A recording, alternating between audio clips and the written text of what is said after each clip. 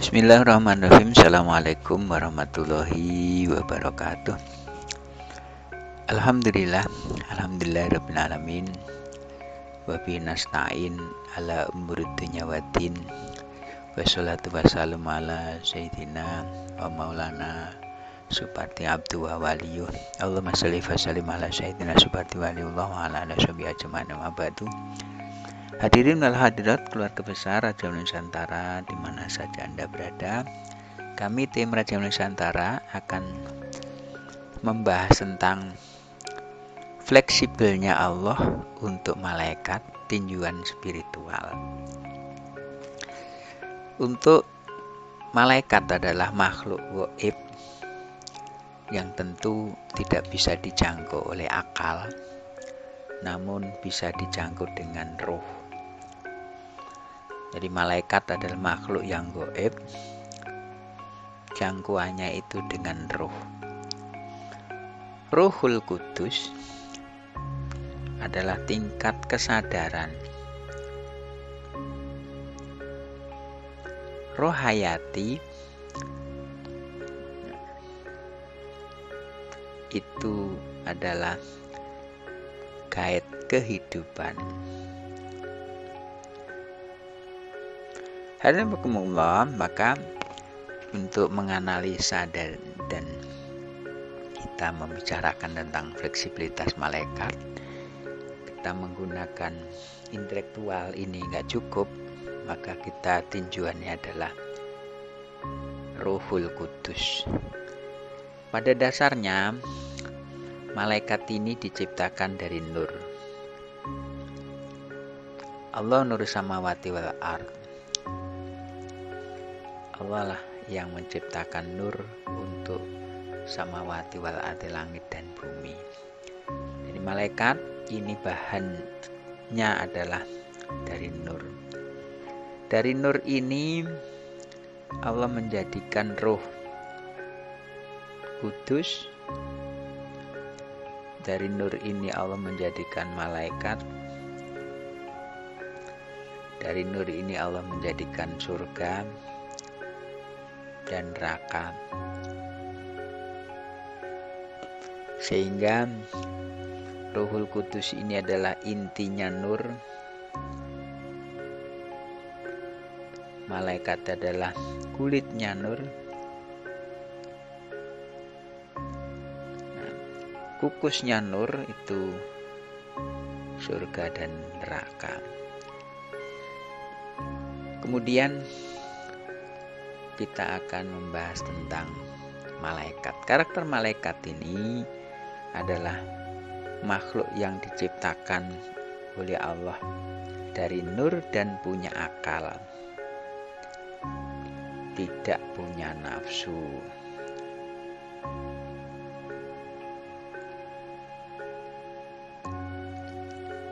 Iblis, setan, jin, siluman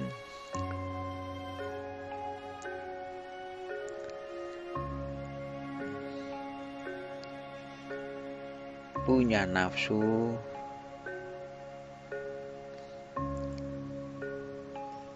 enggak punya akal.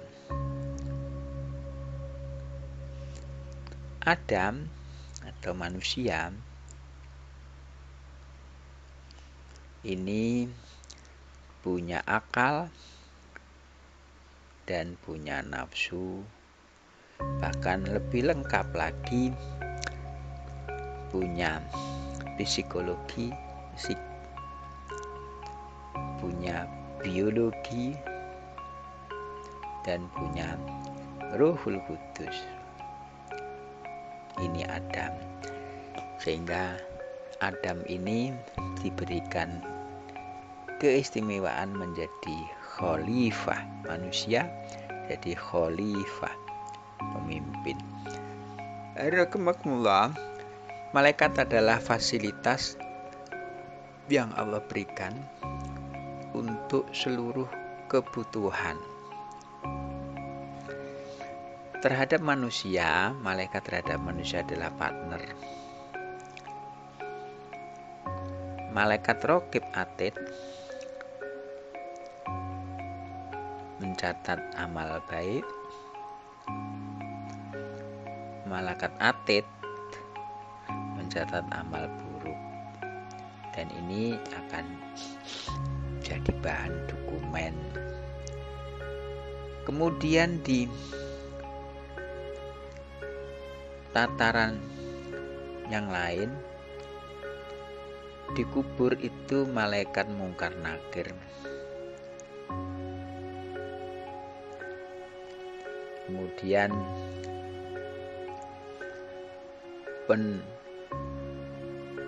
yang memberi wahyu, urusan wahyu itu adalah malaikat Jibril. Urusan rezeki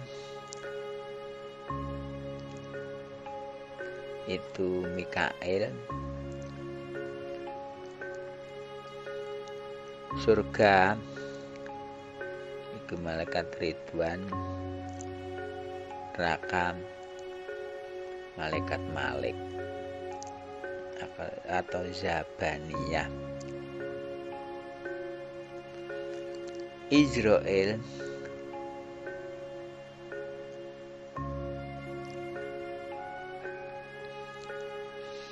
tiup sangkakala.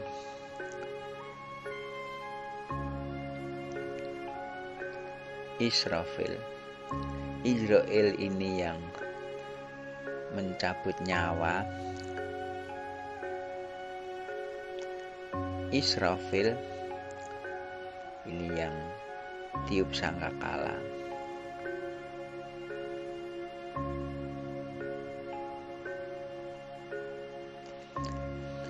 Dan malaikat-malaikat yang lain itu selalu ada, dan ada juga malaikat yang menjaga kita. Malaikat yang menjaga ini kaitannya dengan roh hayati. Itu malaikatnya namanya Hafadh. Selama orang itu masih hidup, maka oleh malaikat Hafadh dijaga. Di antaranya nggak mungkin busuk, nggak mungkin dia diganggu oleh hewan-hewan lain, nggak mungkin dia mengalami kerusakan. Maka roh hayati dengan Hafadh ini satu. Jadi malaikat Hafadh yang menjaga. Sebagai contoh, ketika kita masih roh hayati masih ada, itu jasad masih ada roh hayati, dan Ruhul Kudus. Jadi ketika roh jasad, roh hayati, Ruhul Kudus ada, maka ini kita bisa aktivitas. Roh hayati ini ada malaikat Hafadh. Ini yang menafikan bahwa manusia itu ada jin korin. Jin korin itu nggak ada, karena itu masuknya nanti di nafsu. Jadi amarah, lawamah, sufiyah, mutmainah. Amarah itu iblis, lawamah itu setan, sufiyah itu jin, mutmainah itu malaikat. Jadi kalau dalam manusia itu adanya malaikat Hafadh. Kemudian malaikat Hafadh ini menjaga pertumbuhan tubuh, kesehatan, sekaligus keamanan. Jadi kalau orang tidur, itu yang pergi Ruhul Kudus, sehingga roh hayati dengan jasadnya masih bersama. Nah, ketika orang meninggal, roh hayatinya nggak ada, maka jasad ini akan cepat lapuk, cepat rusak. Kemudian binatang-binatang kecil, semut dan lain-lain sudah mau ngambil. Karena apa? Malaikat Hafadhnya sudah pergi karena kepergian roh hayati. Roh Kudusnya nggak bisa masuk karena memang kontraknya sudah habis. Inilah sebenarnya malaikat yang memang diberikan fleksibilitas tinggi. Bahkan malaikat yang menurunkan hujan, dikomandoi malaikat Mikael, itu menurunkan hujan, menumbuhkan tumbuh-tumbuhan, itu adalah kerjaan malaikat semua. Dan malaikat ini bersayap, mulai dari sayap yang sedikit sampai sayap 2, sayap 3, sampai ada yang sayapnya 70. Nah, itulah malaikat Jibril. Rahmatullah. Jadi, dan malaikat ini bukan anak Allah. Dari dulu Uzalata Manahubal itu diantaranya ada anak-anak Allah, anak Allah, malaikat, dan malaikat itu makhluk. Maka di sini tidak ada orang yang mentuhankan malaikat. Jibril itu nggak boleh dituhankan karena dia adalah Ruhul Kudus, dia Ruhul Amin, dia malaikat. Mikael itu juga malaikat. Jadi fasilitas yang Allah sampaikan ini, dia punya pembantu yang setia. Hadirin rahimakumullah, ada suatu pertanyaan, mengapa Allah menyiapkan makhluknya untuk kehidupan? Kenapa nggak Allah sendiri turun? Kalau Allah sendiri turun, itu pasti akan terjadi goncangan yang mengakibatkan jadi tidak stabil. Contoh dulu Rasulullah SAW meriwayatkan dalam Al-Quran, Nabi Musa alaihissalam menceritakan bahwa, ya Allah, saya ingin melihat engkau dengan jahrotan, dengan dohir. Ketika ditawarin sama Allah, hei Musa, kamu kalau kamu bisa melihat di depanmu itu masih ada gunung, maka engkau melihat aku dengan jahrotan, dengan dohir. Namun kalau enggak mampu, nanti apa yang terjadi? Ketika Allah tajali di gunung Tursina meledak dan Nabi Musa pingsan. Setelah pingsan dia sadar, betul ya Allah, bahwa tajalimu terhadap makhluk ini yang tidak mampu di-hire oleh makhluk. Maka Nabi Muhammad SAW dalam riwayatnya diberi wahyu lewat malaikat Jibril. Iqra ya Muhammad, Iqra ya Muhammad, ana makro, Iqra ya Muhammad. Terakhir Iqra dituntun, Iqra bismi rabbikal ladzi khalaq, khalaqal insana min 'alaq, Iqra wa rabbukal akram, alladzi 'allama bil qalam, 'allamal insana ma lam ya'lam. Iqra, baca ya nama Tuhanmu yang menciptakan. Iqra bismi rabbikal ladzi khalaq, khalaqal insana min 'alaq, menciptakan manusia dari segumpal darah. Iqra wa rabbukal akram, bacalah nama Tuhanmu yang mulia. Alladzi 'allama bil qalam, yang mengajarkan manusia dengan tulis menulis.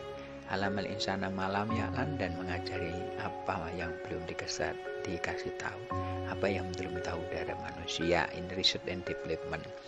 Hadirin rahimakumullah, itu Jibril yang datang, dan Jibril adalah utusan Allah, sehingga semua kegiatan-kegiatan Nabi Muhammad itu dibarengi dengan Jibril alaihissalam. Itulah sebenarnya alam spiritual. Alam spiritual ini adalah alam antara langit 7, 8, 9, 10. Ini alam spiritual. Alam metafisika itu langit 1, 2, 3, 4, 5, 6. Alam metafisika. Nah, langit dunia ini adalah alam realita. Jadi alam dunia, langit yang ada matahari, itu adalah alam realita. Alam kita ada 3, alam realita, alam metafisika, dan alam spiritual. Dan Nabi Muhammad SAW ketika menerima wahyu itu adalah ke alam spiritual. Bisa lewat mimpi, bisa Nabi menerima wejangan atau bacaan Jibril berupa seorang laki-laki atau dengan suara gemuruh, suara yang keras, sehingga semua itu adalah alam spirit yang diterima Nabi, dan Nabi menjadi mengerti tentang wahyu, kemudian ditulis oleh para sahabat. Dan ini adalah fasilitas hadirin rahimakumullah, jadi fasilitas fleksibilitas yang Allah berikan kepada malaikat ini sangat fleksibel. Ya, kenapa? Karena ketaatan malaikat itu teruji, tidak pernah ingkar sedetik pun, sehingga ketika mencatat, mengirim wahyu, memberikan rezeki, tidak punya kepentingan. Dan menurut informasi spiritual bahwa alam malaikat itu tidak makan, tidak minum, dan tidak hubungan suami istri. Ya, jadi tidak ada libido. Sementara di alam jin siluman, iblis, setan, jin siluman, itu dia makan, minum, dan punya libido. Kalau malaikat ini untuk punya malaikat yang lain itu dengan doa sama Allah. Kalau Jibril itu menyelupkan sayapnya, kemudian sayapnya tetesan air itu minta sama Allah jadi malaikat, maka ada malaikat semua. Namun iblis, setan, jin siluman harus punya interaksi seperti laki-laki, perempuan, ada makan dan minum. Maka dari situ malaikat ini tidak pernah punya makan, minum, dan libido, karena itulah cahaya itu nggak punya kepentingan. Sementara kalau api itu harus ada suplai udara, oksigen. Nah, api tanpa oksigen itu mati. Itulah makanan, minuman, dan juga libido oleh makhluk-makhluk metafisika, iblis, setan, jin siluman. Sementara malaikat bebas dari itu semua, dan tidak ada malaikat itu memiliki nafsu.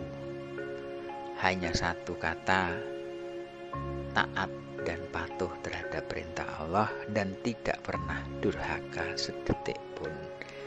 Inilah jadi fasilitas buat kita, supaya kita juga tenang bahwa nggak mungkin nanti malaikat nyatetnya salah. Jadi kalau kita mau nyatet salah, ya tinggal kita ngomong sama Allah, ya Allah, itu malaikat gimana kok bisa salah? Ya, mungkin karena sama-sama makhluk. Namun dengan fleksibilitas Allah untuk malaikat ini membuktikan bahwa betapa jernih, taat, dan juga koribnya Allah terhadap malaikat ini, yang kelak nanti memfasilitasi di surga juga malaikat, sementara yang mengakomodir adab di neraka adalah dijabat oleh malaikat. Dan malaikat yang di neraka kenapa tidak sakit?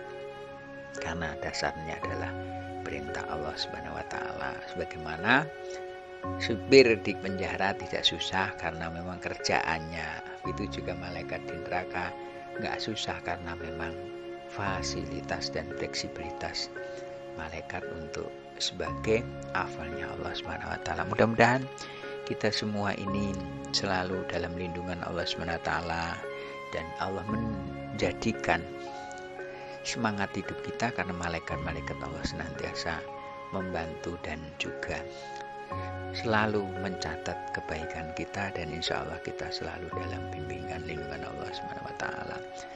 Barakallahu fiikum nanti mana fi ayati wa hakim taqabbal ghafur ta'ala wassalamualaikum warahmatullahi wabarakatuh wal mu'minina wal mu'minat fastaghfiruhu rahim subhanallah dan salam wa akhiru da'wahum alhamdulillahirabbil alamin. Assalamualaikum warahmatullahi wabarakatuh.